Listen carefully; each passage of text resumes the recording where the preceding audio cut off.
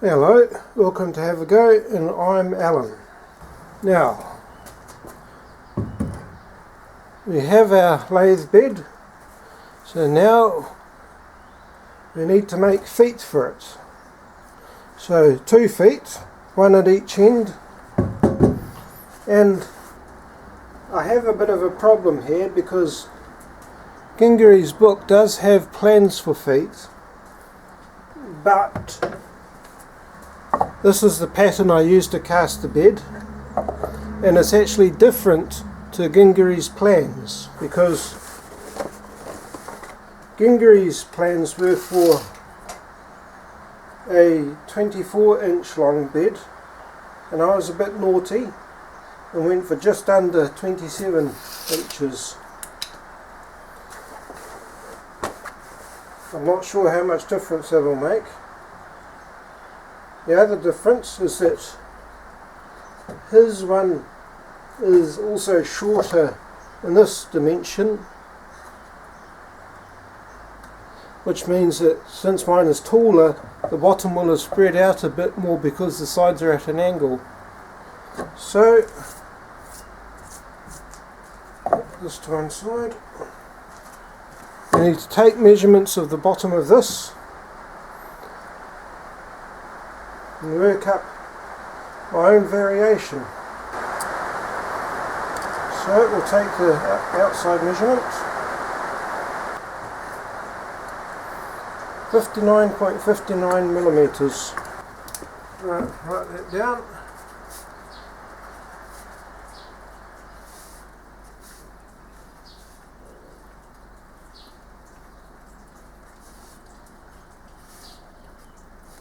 I also want the inside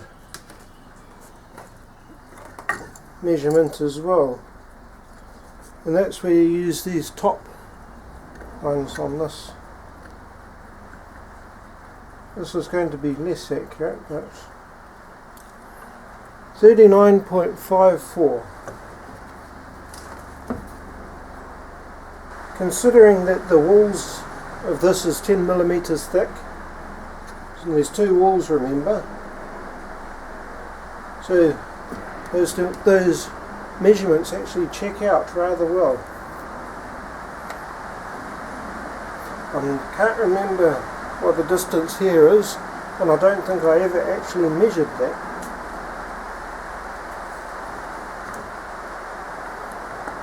Okay, it's more than what my calipers will measure.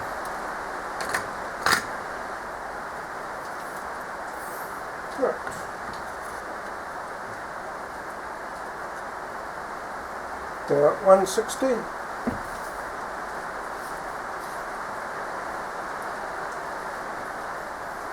Check the other one just to.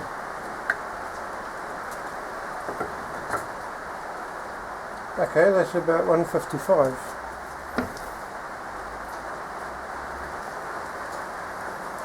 So that's about the maximum length I can do for the foot.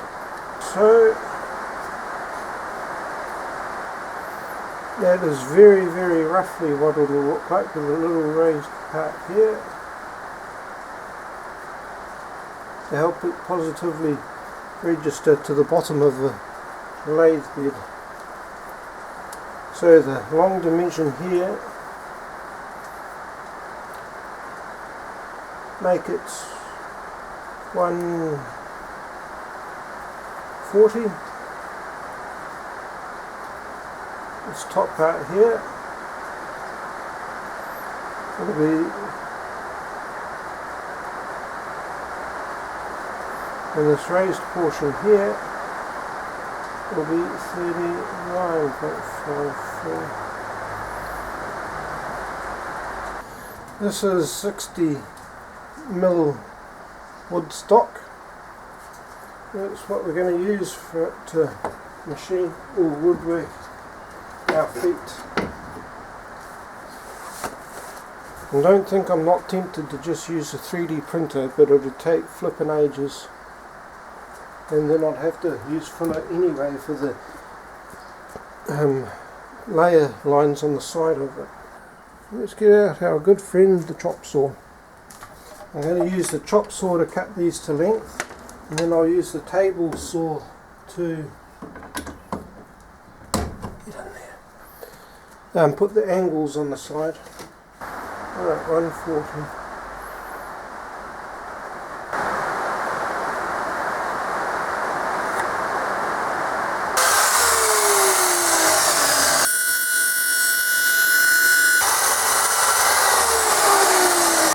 Right, we need two sides, funnily enough. I should probably talk about the angles on the sides of these. Because for the top one, I need an angle like that. Yeah, with this being the top and that being the side. And for the sides, I need an angle like that. Yeah, because with the top one, the bottom is longer or wider than the top is, whereas with this one, the two sides are both the same length, as they've just been pushed askew to each other. And the feet, when I do them, will be like that.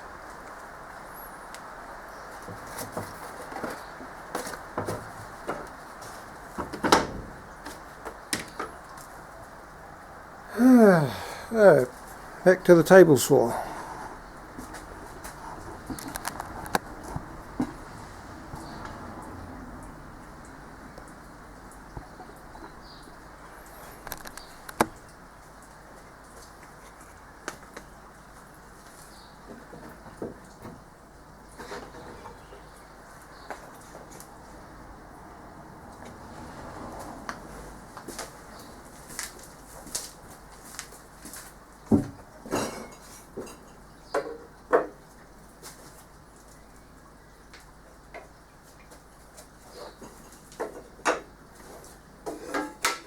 Right, I'll do the first side on both of them while I've got the fence set up.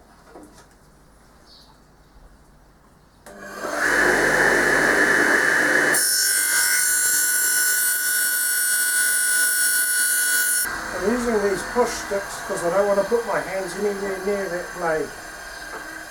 I'm also standing to the side so that if it grips it and shoves it backwards, it's not going to slam into my side. And now we have our sides and our top done. So now we do the feet.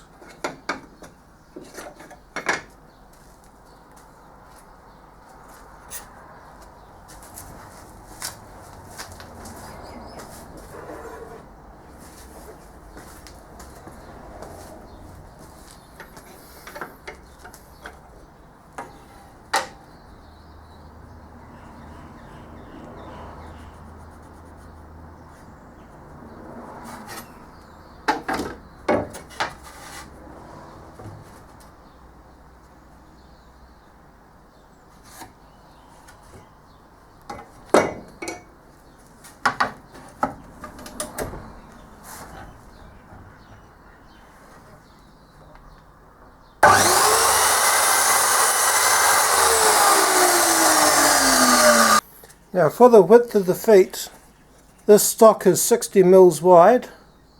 What I plan on doing is doing the angle cut right through the middle of it, and then that'll split it into two halves which I can use for either side of the foot.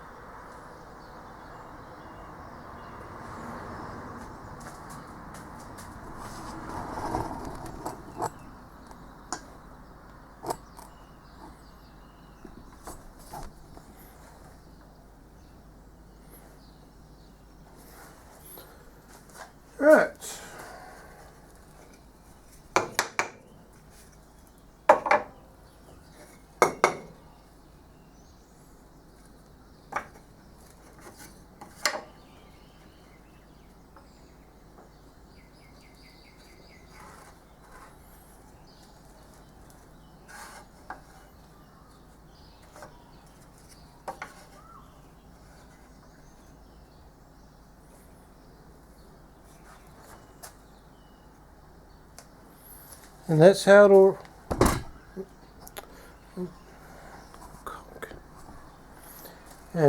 it'll roughly go. The fun part is going to be doing the little cutout to go in the end.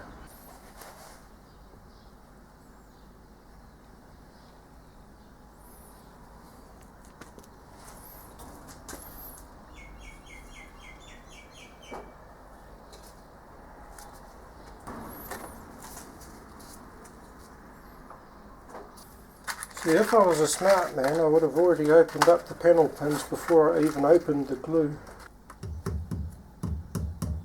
Come to that, I should have pre-nailed this. I can fix that with the belt sander.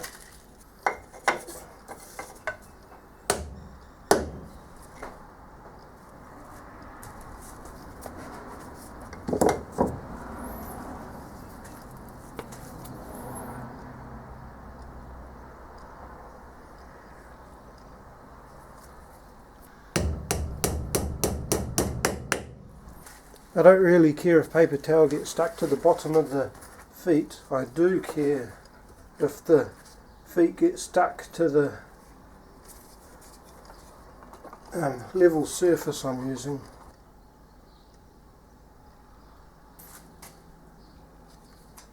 Right, I'll leave that to dry for an hour or two, then I'll come back to this. I have to go and run some errands in town anyway. So, through the magic of editing, this should be thoroughly dry by now. So, let's find out.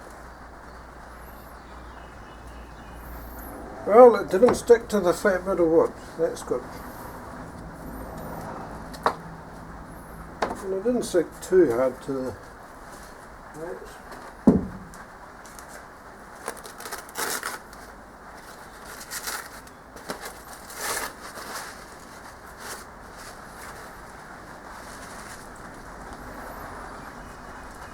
Well, that's what we've got so far. Just need to cut that nail off and then do a bit of light sanding. Right, when I sand this, I want a bit of an angle on this to add draft to the pattern, which will make it easier to get it out of the sand when I cast it. So to do that, I'm going to use the table here to put on about 5 degrees of draft. So I'll just get my eyes and ears.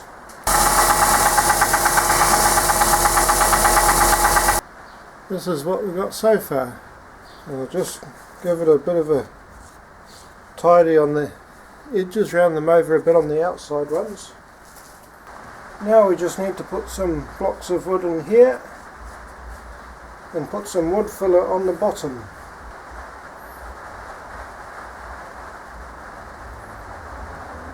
I'm not too worried about the fitment because I'm going to have to trim it up on the bandsaw,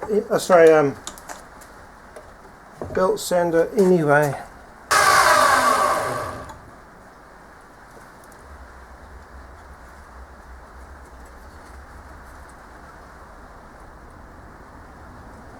Really close. How's that? Hang on, I am going to need that angle. Yeah, glue and filler will get it.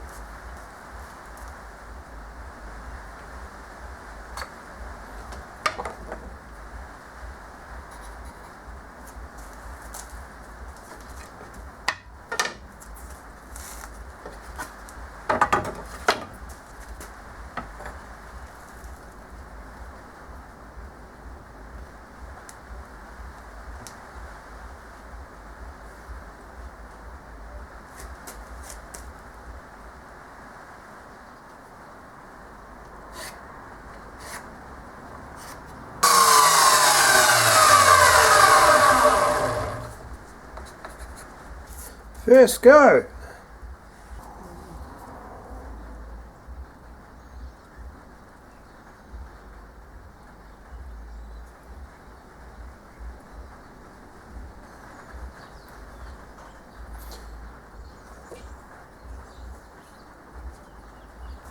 This is from the original bed pattern.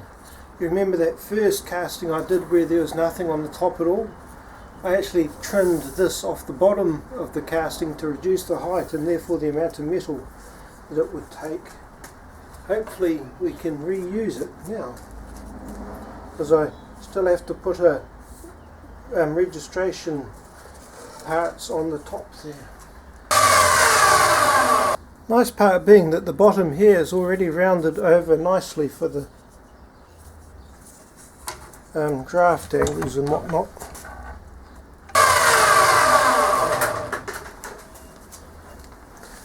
Yeah, should be the last we need of the chop saw for the day. Right, now if you recall the measurements that we took earlier, the inside distance, or the size of the inside hollow of the big pattern was 39.54. We'll set the calipers to just a little bit under 39.54. Bit easier to do that while it's loose.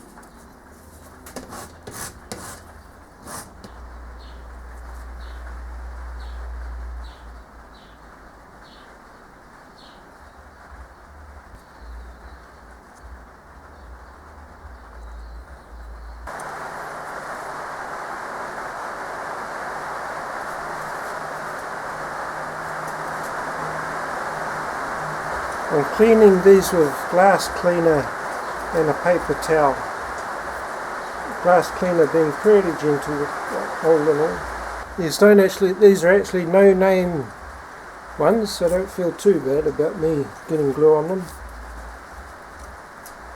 They aren't expensive Japanese ones. The glue has now dried. Now it remains to just sand off the glue, cut these little bits off here, then put some filler on. So I think I'll use the bandsaw to cut these off nice and easy. Oh, you can tell I was using it for metal before. I'll use the belt sander again on the bottom. I think I'll need to hand sand this top part, however, maybe a bit of filing.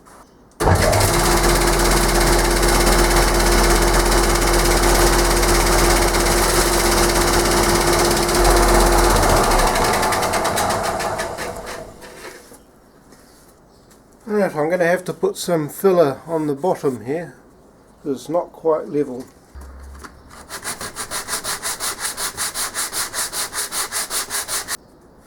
I'm currently putting fillets on the inside edges because you don't want a sharp corner, or a sharp inside corner. You want a nice transition.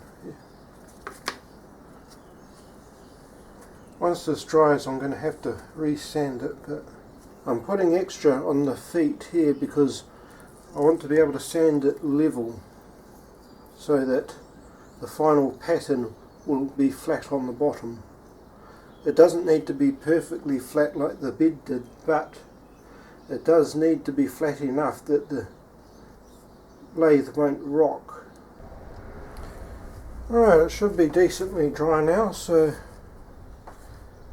now comes the boring part of sanding it clean. At least it's not as big as the lathe bed was, so that's a small mercy.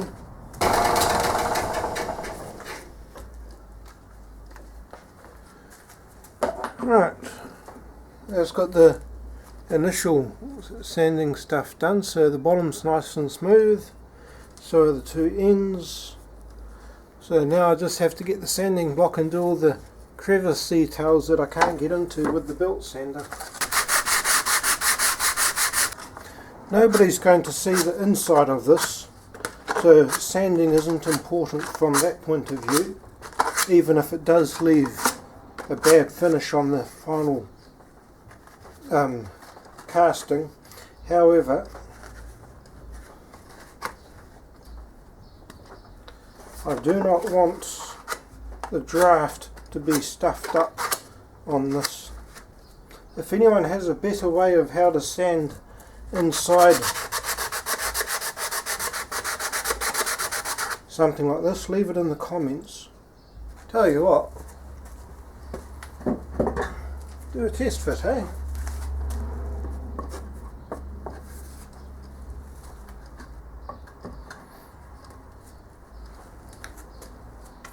Yep, it registers positively. This is my little rubbish bin, by the way. I'm doing this by the door where there's a little bit of a breeze because I don't want to worry about the fumes. I have picked up some shellac, however I don't plan on using the shellac until I run out the last of that clear coat, seeing as it seemed to work okay with the bed casting. So that's how I make a pattern. Well, the ones that I can't just 3D print anyway.